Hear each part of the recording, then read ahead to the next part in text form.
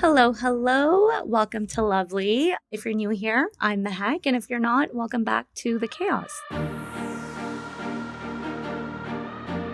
I love to give you a life update. It's not so juicy today. I have just been extremely busy with work.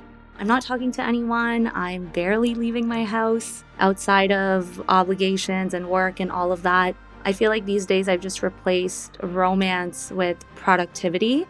So let's get into today's episode. It's going to be a fun one. It's going to be an interesting one. I'll kind of give you some context on how it came to fruition. So I post content on TikTok.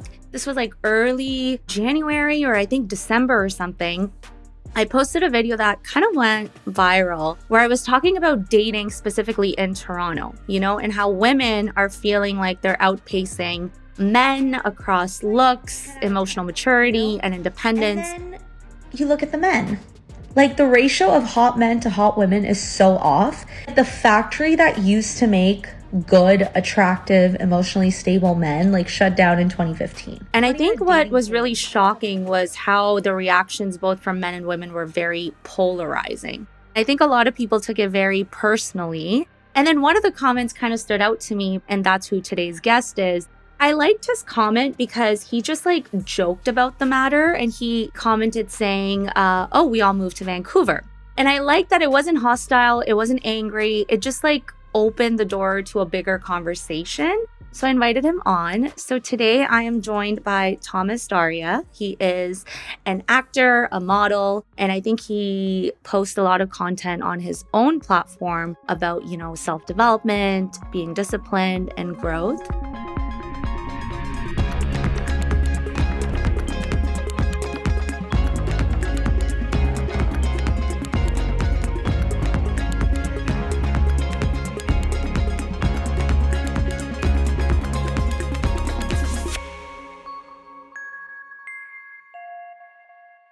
Okay, so let's start where I like to start with all my guests. What is your connection to immigrant identity? And how has that shaped you and how you show up in a lot of different relationships in your life today?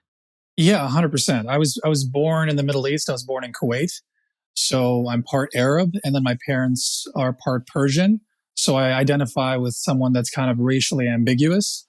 When I meet people, they either think I'm Mediterranean or Italian or something like that. And then my name, Thomas, it kind of throws it away. I never really had that much of a challenge when it comes to identity. It's just more, oh, that's where you're from. Okay. I get it. I see it. But that's never been a challenge. It's more of a conversation starter than anything. The identity aspect of dating for me, I've just been a very open person when it comes to dating. I've dated Middle Eastern girls. I've dated Italian girls. I've dated all types of girls. I think it's just more connection based. And I think energy is a big thing personally. Like, if you are drawn to somebody and they're drawn to you and you guys have a bit of a connection, it's kind of an unspoken thing. It's like asking someone if they're in love. They can't explain it, but they can feel it. It's kind of like that for me when it comes to dating. And of course, beauty is an important thing in life. Beauty catches people's attention right away. And I think beauty is a currency. And now it's been taken to another level when it comes to OnlyFans. And sorry, I'm going on a tangent, but I find you have to kind of look past that sometimes and get to know the person entirely. And then you can kind of gauge what type of person they are, because your character can't really be seen right away. You only look at someone's mask and then you recognize, okay, this is who they are or who they're trying to be or they're portraying to be. And then the more you get to know them, the more you kind of see some chinks in their armor, and not in a negative way, but you kind of see, okay, this is how they handle conflict. This is how they handle, arguments, or if they're conflicted within past traumas.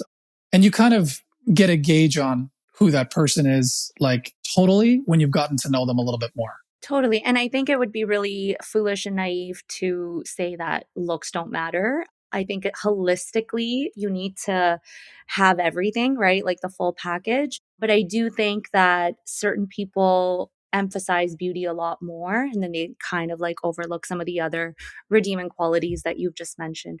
But you brought up OnlyFans. Would you ever date someone that does OnlyFans content? Yeah. Do you know what's crazy? I've dated a few girls in Toronto that are now doing OnlyFans. What was your reaction to hearing that? I never judged them, but there's a different view I have on them now. I don't know. I think at first when I think about it, I realize, okay, they're monetizing their beauty, and credit to them for doing that. They're making good money. They're comfortable in life. They get to buy, things that they feel will fulfill them. But I think in the end, when it comes to doing that, for whatever reason, you're pouring so much of your innocence and dignity and integrity away that you feel in the interim is good because you're getting monetary gain. But look, I was watching a podcast like not too long ago, and this porn star is now turned actress and now turned, podcaster, Lana Rhodes. She's now like so ashamed of her past. And she says, if I can have anybody that can basically remove all those videos and photos I did on, you know, those websites and OnlyFans and stuff, I would be so kind of grateful, because now she has a kid.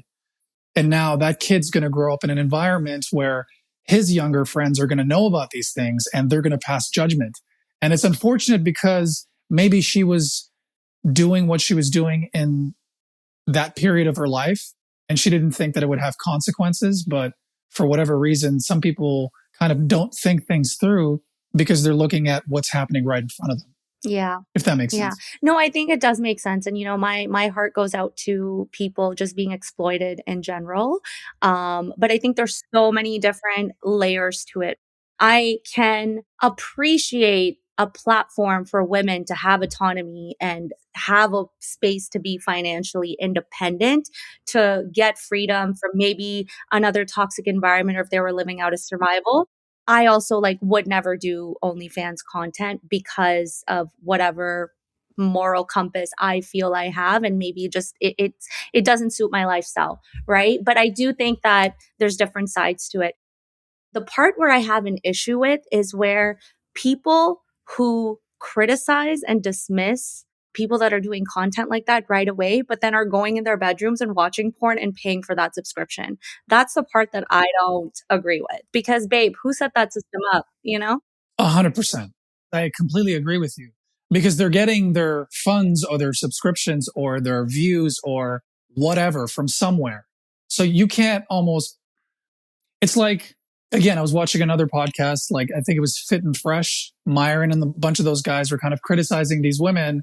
And then I look at that situation because it's a double-edged sword. You're criticizing these women, but then you're going home and watching their content, like you just said. So it's like, so are you for it or are you against it? But you're shaming them in public, but you're affected by them in private. And also the part that brings some rage in me is, I think like a year ago or something, was it Sophie Ray? Like she's like this, I don't know, 18-year-old, 19-year-old OnlyFan person who was bringing in like more than an NFL player could make in like 2-3 years, right? And the men were outraged. And I'm like, oh, you're not outraged that she's doing OnlyFans content. You're outraged because she's making way more than you would ever make. Yeah, their opinion is flawed, because you have to look at someone like her, who I think she made like $40 million in a year. And they were comparing that to like top tier men. I'm talking about like the 1% man, or like maybe a 0.5% man who is like a super athlete and has like a multi-million-dollar contract. And those men are so few and far between. But then you have this like innocent, pretty girl who's 18. I don't even know how old she is now. And she's making this content, and it's so widespread. And men of all countries and cultures and are watching this, and they're taking it in. But then once she kind of like basically makes a public statement about how much she makes, and I like that she's transparent. She's like, this is what I do, this is what I make. There was a giant outrage. It was an outrage not because she was a young girl monetizing on what she was doing based on her beauty, and they were just kind of criticizing her over the fact of, oh no, this young girl can't make the same amount LeBron James makes. Where's the balance here? So that's what that topic came from.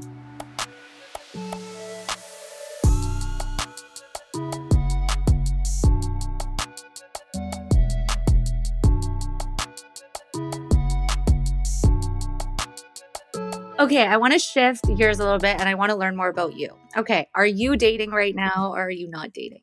I am. We just started not too long ago and we've been together for a while, and she's an amazing girl. I had just gotten out of a pretty serious relationship. I was with her for 4 years and I thought I was going to marry her. Why did it end? It didn't work out because I feel like we kind of drifted, and there's nothing wrong with that. And it's odd because her birthday's coming up too. I have a lot of love for her. I do. And a part of me still feels like, I think it was the right person, wrong time. Or maybe it was the wrong person, because there were moments where I felt like, wow, she gets me. We understand each other. There's, love and admiration and support. And she was there when I was probably at one of my lowest periods too, during the pandemic. And for whatever reason, it didn't work out. But I still have a lot of love for her. I think she's an amazing woman, and whoever ends up with her is going to be very lucky. I can say that. You guys broke it off like amicably or it just. I think it was pretty amicable, but I think at the later point, she just felt like she made the comment of, can I talk to you? Do you feel like we're drifting away? And it was an honest conversation, and it was a real assessment, because I can honestly say it was at that point where I got this big job opportunity and I was really, really focused on that. And I think maybe the mistake was on my part, where I didn't give her that full love and attention and affection that she needed. And there were moments where maybe I probably should have done more. And I blame myself, of course, because as wonderful as she was, I probably could have done more. And maybe my head was so headstrong on doing this and making a certain amount of money, and gaining financial freedom and investing. And obviously, if I look back to 2020, and I'm in a good position now, I'm fortunate that I had the insight to invest what I did. And do I regret like ending a relationship where it was amazing? At times I do, but I met this new woman who's kind of made my life so much easier, and she's beautiful and she's kind and she's nurturing and has all the qualities I think a man in 2026 would identify to say, that's a life partner. And how did you meet her? She just messaged me on Instagram. This is kind of like a motivation for girls to actually do that. If you don't mind sharing, what did she say? Because a lot of people are just like, well, what do I message? What do I say first? I think it was like a random modeling job I did. I think it was like a suit ad or something like that. And a lot of my friends poke fun at me and they're like, dude, it's your situation's a lot easier. Not everyone can have like 80,000 followers and do what you do, and are an actor and a model. So it comes more easier to you. But I disagree. I think it's harder, because you're having to look at everyone that comes into your life with a fine tooth comb and recognize, okay, do they actually like me, or do they like what I can give them? Or with her, she was just an honest compliment. And then she said, hey, where are you from? And then I told her where I was from in terms of my background, and then she's like, oh, okay. And she's part Middle Eastern as well. And she's a beautiful girl. Like, I'm not going to lie. But at the same time, I just noticed the softness in her that I just hadn't really seen. And I do feel bad for women. I really do, because there's a part of me that is starting to see that women are getting a little bit colder. They're getting a little bit more. I think we're just exhausted. Yeah, I think that's what it is. Yeah. I think they're kind of like fed up. And it just feels like when it comes to men, they're not really initiating it in a way where they're confidently asking, hey, I'd love to take you out. Or when are you free? Or they're not putting themselves out there. Like, we had obviously a little bit back and forth and a bit of banter, but yeah, I'm like, I'd love to take you out. And then she's like, I didn't expect you to ask me out. I was just like, no, I think you're a sweet girl and you're funny, and I want to see what it's like. And we went on a date and it was amazing.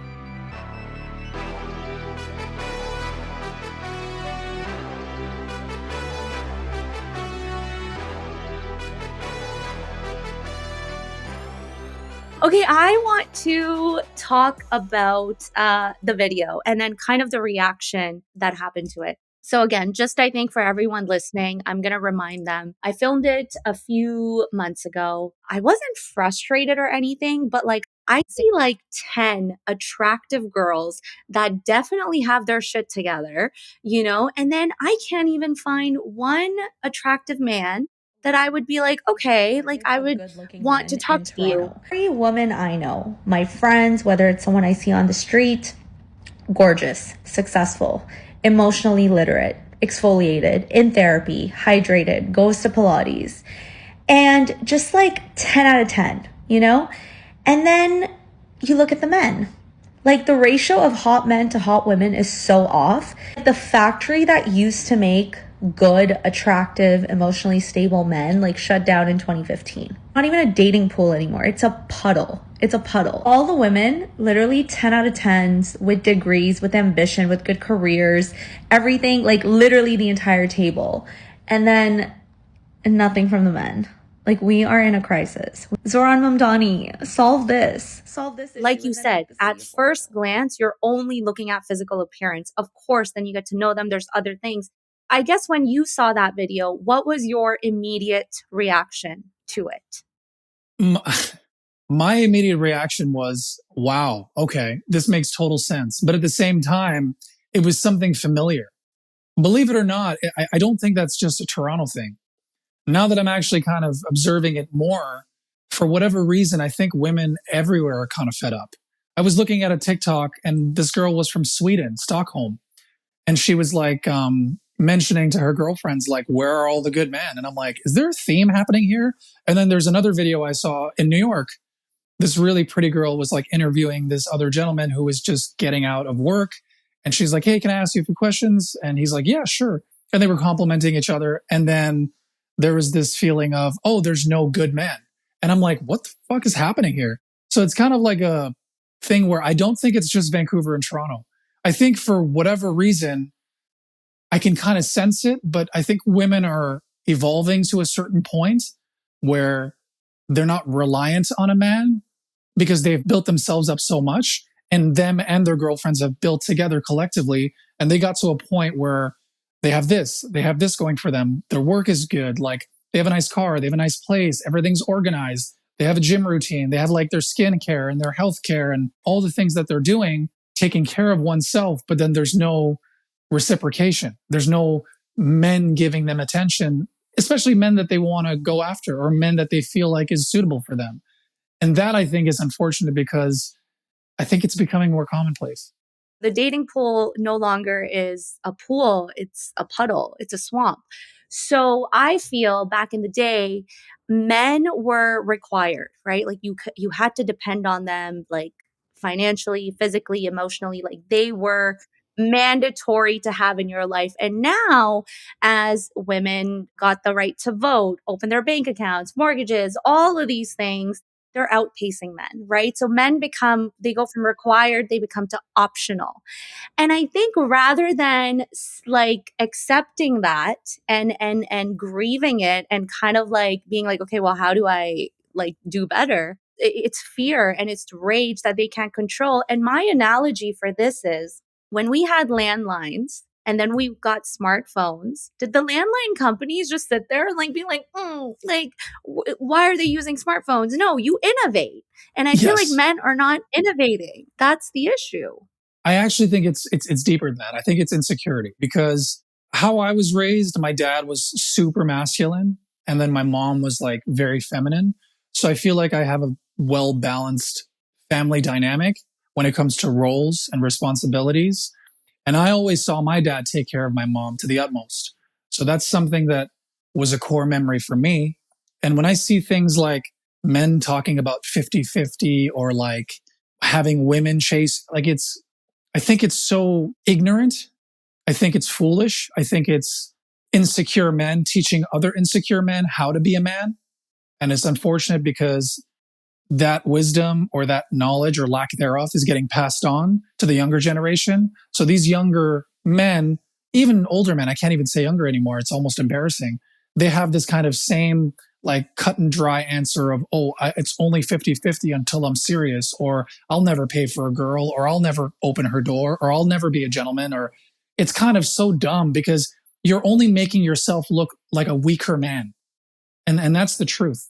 Because I think I want to say the last decade, it's just getting worse and worse and worse. And I think these women are getting more involved and they're recognizing that, wow, I've reached leaps and bounds into who I am as a woman, and I'm not really recognizing any men that are, I don't want to say it, but like on my level. These same men will criticize another man for wanting to take care of a woman, for wanting to be a provider, or and it's so dumb because like, I think real men have an innate sense of when they find a woman that they truly love and want to provide for there's an internal guidance system within a man that tells him that I have to take care of her. Like it's a man's job to take a woman out of the work environment. Like if she wants to work, sure, no problem. But if you don't have like an internal guidance system within you saying that I have to do everything I can to make sure that I provide for the woman that I love, there's something wrong with you. And I know it sounds super negative, but it's the truth. I think any man that doesn't want to provide for a woman to the utmost and make her life the best that he can possibly make, that is a real man. And any man that disagrees with me is deeply insecure. Listen, I fully like your rant is well taken. I totally agree with that. I guess my question to you is, are your friends, do they have a similar way of thinking? 100%. Some of them do, and some of them are kind of a little bit laid back. They have the same mentality, but they're a little bit more laid back, casual. Whereas when you get to the age of like 33, 35, 38, 40, 42, you have to kind of get to a place emotionally, spiritually, and most importantly, financially, for you to say, okay, I'm in a position where I can take care of a woman that I love. And I actually believe most men aren't in that position. And I think it's unfortunate, but that's the truth. So if you can't, provide for yourself fully, how can you provide for a woman? So it's kind of a double-edged sword. And I think a lot of them are catering to oneself, which is fine. But I think it's a very selfish, empty life. If you just work and make this money and only cater to yourself and be selfish, you're going to live a very empty life. I think a man's role and a man's job is to make the most of himself. And once he does, take care of your family and most importantly, take care of the woman that's in your life. That's your job. I don't care what anybody says with this new age of thinking. And I think it's sad because a lot of these guys are essentially brainwashing the younger demographic when it comes to dating and what it's like to be a man or what it is to be a man. And I think that we should kind of rewrite the rules and take it back to what it was. But no, you're so right. Like this, I think the incel culture has started from this, right? Like telling other men that if you care and provide for a woman, then you're a simp. So I totally get that.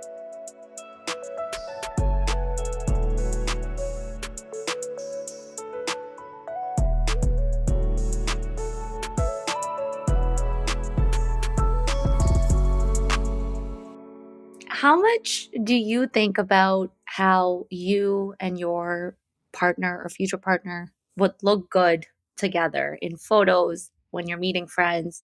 Like, how important is that for you? Because optics is how dating is working these days. Yeah, I mean, I'd be lying if I said it wasn't important because your partner represents you. But when it comes to optics, yeah, of course, beauty matters. Of course, the idea of attraction matters because that's that's what's in the forefront of your mind. You wake up every day and you kiss them on their face, and that's that's who you see every day, right? And that's who you're having kids with in the future. So you're going to procreate into having little beings that have your features. So attraction matters. Of course it does. Anybody that tells you that it doesn't is lying. But I think it's deeper than that because there's a lot of pretty faces. I promise you there's a lot of pretty faces. But I think once you get to know them and recognize what they're about. Yeah, like same when I'm like dating someone, right? And I am on a date with a really good looking man and then, they open their mouth and I hear their views and things like that. And I'm like, yeah, like you were very attractive, but now you're not as attractive because and that's okay for, maybe you will find someone that aligns with whatever you want and you're saying. But to me, it's not attractive if we're not morally aligned or politically aligned on certain things. Do you see what I'm talking about? You just said it right there. You could find someone attractive, but say, for example, their beliefs are totally different than yours. I'm not sure that attraction is going to remain, right? So yeah, 100%. But I guess to kind of flip the script, Is there anything that you think needs to change, or if women are getting something wrong with dating or how they're approaching it? From my experience, I think that it's unfortunate, but for them to play the game, like I know a few of my friends back in Toronto and they're amazing women, but for whatever reason, they don't want to put themselves out there. They kind of want to stay at home, read a book, like live a cozy lifestyle, don't have any social media presence, don't go out anywhere, don't make an effort on their appearance. And these are all beautiful women. But for whatever reason, they don't want to put themselves out there. And I think not only I think that women should put themselves out there, but I think they should maybe sometimes, I know it's annoying and it's really irritating to hear, is maybe take that first step. Maybe if you're at a bar and you find someone attractive, like walk by and just give him a small compliment. That could change so much for so many women. It could flip the idea of a man recognizing, oh, okay, she finds me attractive. That's my signal to maybe start a conversation. Because I think women are kind of still closed off on the idea of making the first comment or making an assessment or anything, that men stay on one side and women stay on the other side. And there's like a weird divide. No, you're right. You have to drop like the handkerchief and then they have to like pick it up, and dropping it is like, my favorite thing to do is I ask them to do something for me. Like, oh, can you pass me that glass? Oh, can you move this chair for me? Of course, ask a man to open a jar and I'm telling you, he's going to feel like $1,000,000. Yeah. And then like men It's so naturally simple. love to help. So it's like they'll do it. And the other aspect is I think women should definitely put themselves out there more, 100%. Like you're not going to find someone that comes into your life and you're staying at home and you're just reading a book or watching Friends and someone's going to knock on your door and say, hi, I'm here to see Samantha, or hi, I was thinking of, like, you can't, like, you got to put yourself out there. You got to be out. Have you asked them why they're not putting themselves out there? Like, what is it that's making them not do that? I think it's what you touched on earlier. I think they're frustrated. I think they're kind of, I don't want to say given up, but I think they're the pool of men that they feel, oh, that could work, or he's attractive, or that could be a potential partner, for whatever reason, isn't giving them the attention or isn't giving them the time of day, or even if it's the other way around, they're not giving them that person any attention or even any indication that they might find them attractive. Like something, there has to be some sort of, it's like tennis, right? Like if you don't hit the ball once, there's no game. The ball's going to be on the ground. Like you got to go, tit for tat, so to speak. And I think someone, for whatever reason, needs to initiate something. And if they don't, if nothing happens, nothing happens. What do you say to women who are listening that have this preconceived notion that if a woman initiates first, they look desperate? I think that is such a, again, it's maybe passed down wisdom or passed down characteristics of, oh, you look like a desperate woman. No, just look at the example you just said earlier. You're walking by. Hey, can you pass me that glass? There's nothing desperate about that. Or even if you do walk by and you're like, I like your sweater, and then walk away, that's just a compliment. It's wrong to compliment someone? No. I think women need to change their ways of touch if they do want to put themselves out there to find someone that they can maybe grow a future with or have some sort of relationship with. And I'm not saying it's just women, it's men too. Men, for whatever reason, are terrified of making the first move or even initiating anything because they feel like, I don't want to be a simp, or I don't want to be that type of guy that's like seeking a woman. And if you find someone attractive and if there's any chance of that blooming, give her a compliment and then just walk away. There has to be no agenda attached. We don't know how to talk to each other anymore. Yeah, it's crazy. We have all this technology that's going to push us forward and propel us to a new age, but we can't communicate like human beings. And I think that's another thing that we need to work on as a collective. I think we need to start initiating more conversation. I think we need to start doing this more. Yes, exactly.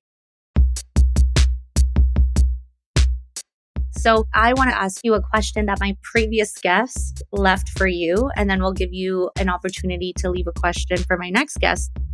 She wants to ask you, what does it look like for you to be your body's best friend? Like, what are you doing to befriend your body?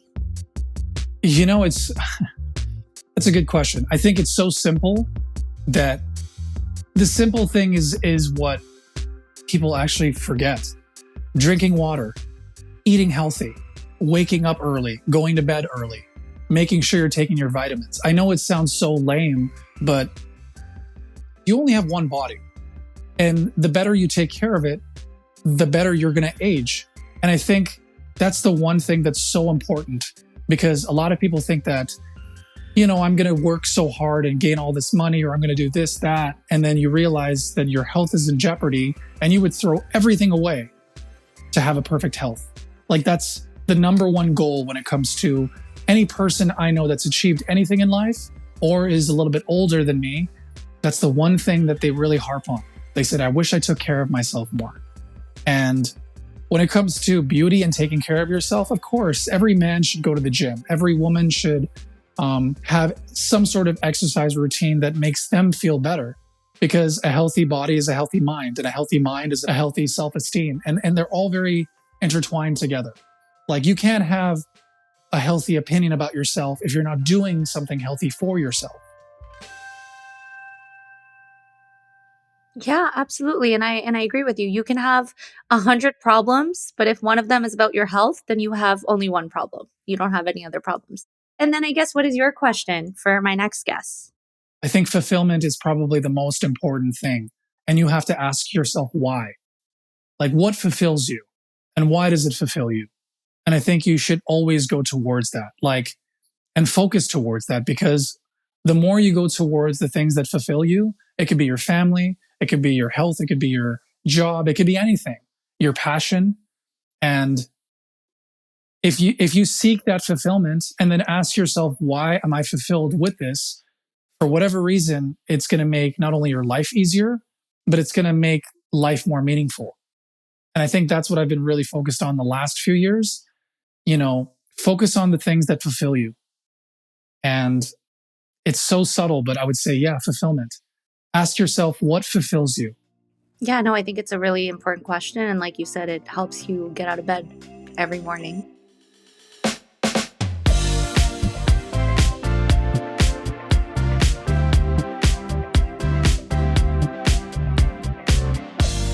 Thank you for coming on, Lovely. And I really enjoyed this conversation.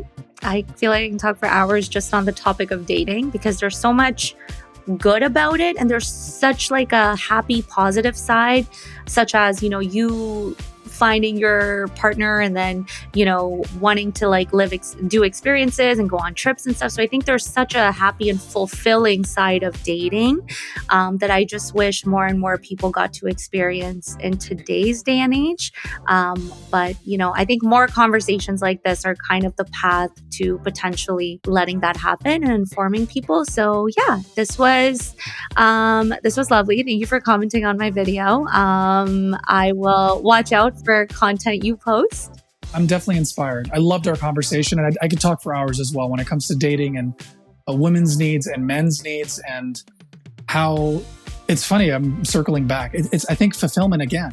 I think when it comes to finding the right partner, you need to find someone that fulfills you and also not get lost in them. But it's the idea that you recognize that they fill holes that you're missing and you fill holes that they're missing. And you kind of almost essentially complete each other. You can have your own life and do what you need to do to get ahead. But when you come home, you find that person that grounds you. And I think that's the essence of what everything and everyone's searching for. And when you find it, life gets a little easier. Before we go, do you want to plug in your socials so people listening can follow you and hear from you? Yeah, 100%. My Instagram is @Thomas_Darya. And it's the same thing on TikTok. I'll be posting on TikTok a little bit more. It's @Thomas_Darya. Okay, amazing. Well, thank you, everyone. If this episode sparked a thought or conversation and you're like, okay, well, I have to send it to my friends, definitely do that. Leave a comment if you enjoyed it. And yeah, I'll see you next week on Lovely.